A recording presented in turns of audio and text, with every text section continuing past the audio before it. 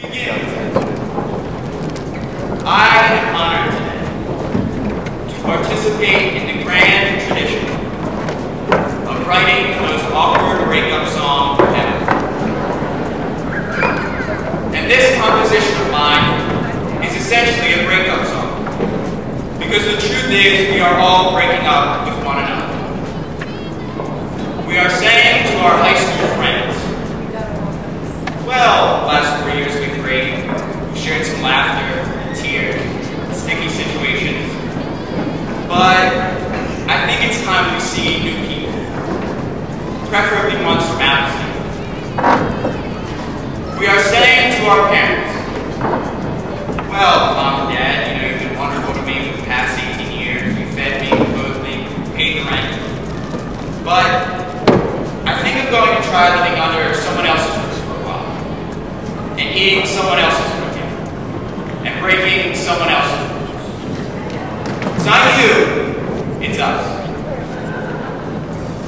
Now, I say awkward, because you must understand how difficult it is to put into words what this institution has meant to me, and moreover, what it has meant to all of us. For you have charged me with the task of speaking not only for myself, but for all of you. So what would the lyrics of my song be? I can tell you that they would not relate the usual story of tumultuous adolescent love. They would not whine about opportunities missed or trust betrayed. Rather, they would tell of lessons learned inside and outside the classroom. The joy of making new friends and forgiving old enemies. The thrill of belonging and the satisfaction of being an individual. They would narrate the difficult and the easy, the long and the short. They would encapsulate the entire gamut of human emotions. Joy, sorrow, anger, fear, confusion, and all. The lyrics would not come from hard times. They would come from the stories of the people I met and knew and loved. They would come from days and weeks and months full of discovery. They would come unexpectedly. Now, I'd like that, but I can't write a breakup song. I can't sing after all. So let me just say this for all of us. We love you, friends. We love you, Mom and Dad. We love you, Happy. Not in the sappy puppy dog teenager kind of way, but in the spiritual way, the platonic way, the real way. Know that this parting does not sever our relationship, for your lessons walk with us as long as the cords of memory shall linger. Thanks forever. Here's to you. Congratulations, class of 2010.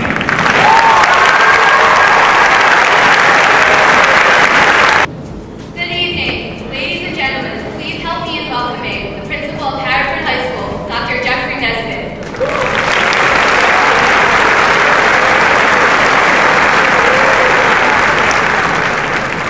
Good evening, students, parents, and their future is brighter because of you. Let me highlight now some of the accomplishments of your children. At our awards banquet this year, students were recognized for over 720 academic and activity awards and over 400 athletic awards from the local to national level. We had state qualifiers in multiple sports, and 3 teams were Central League champions. We had students who placed nationally on world language exams, and we had students studying abroad. We had students placing nationally and on the state and local and regional levels in Science Olympiad, Robotics, and Future Business Leaders of America. We had district, regional, and state competitors in band, chorus, and orchestra. We had 4 national merit finalists. And finally, we had over $1.4 million in scholarships awarded to this class as a whole, as a testament to their accomplishments and an investment in their future. And now a word to the class of 2010. You are a special class to me, the first class that I've seen for a full 4 years. I remember after my first year, someone remarked that the position was making me lose my hair. Well, this class didn't fully accomplish this, so a few weeks ago, they brought me down to the auditorium to finish the job. Of course, it wasn't just any haircut. The hair was donated to Locks of Love, and because mine was too short, to the oil spill in the Gulf. And so, class of 2010, beyond the impact that you've had on my hairline, think about the accomplishments in your life so far. Think about your friends, families, and your teachers. And think about the lessons that they've taught you. Because this graduation is not just a celebration of the past, it is a challenge. A time to begin to ask yourself, what are you going to do with these skills and knowledge you have learned and have? Think now about the challenges that face the world around us, both big and small. The uncertainty in the U.S. and world economies, the level of unemployment, global warming. Think about how even the smallest decisions in our daily lives have a major impact on society. Even something as small as an individual's decision about daily diet and exercise, collectively, has an enormous impact on the healthcare system, which is so often the topic of great debate, from contract negotiations to the level of the federal government. Think about the person or persons who chose to take shortcuts in offshore drilling in order to save time and money, leading to a great environmental tragedy in America.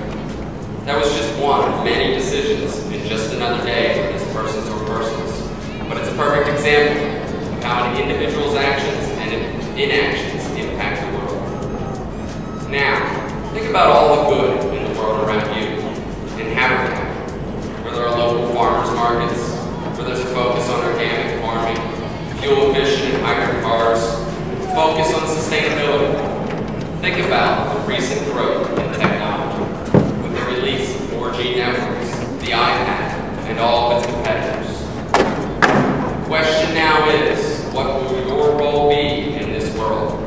What impact will you have? How will you adapt to the challenges? Create new ways, challenge the boundaries, and make your own world. Will you think about and understand consequences? This is a pivotal generation. You'll be deciding where to allocate limited resources in education, basic sciences, industry, and the environment. All we ask is that before you make your decisions, that you take a moment to think. Because your decisions, both small and large, will have far-reaching consequences into all our futures. Having watched you grow these 4 years, I have no doubt